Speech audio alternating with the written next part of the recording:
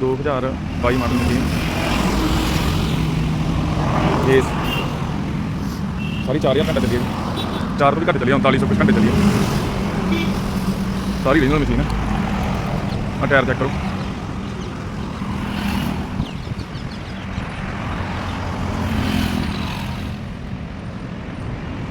$19,70,000 ਦਾ loan ਹੈ ਜੀ ਇੱਥੇ, ਜੇ ਕੋਈ ਵੀ ਲੋਨ ਟ੍ਰਾਂਸਫਰ ਕਰਾ ਲੂਗਾ ਤਾਂ।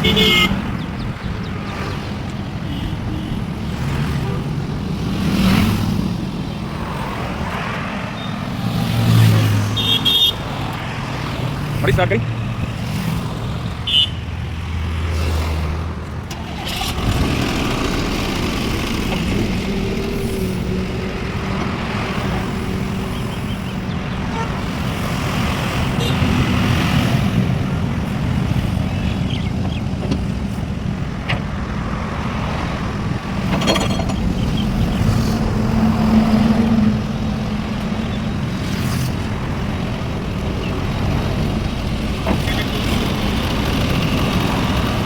ਸਟੇਸ਼ਨ ਬਠਿੰਡਾ ਜੀ।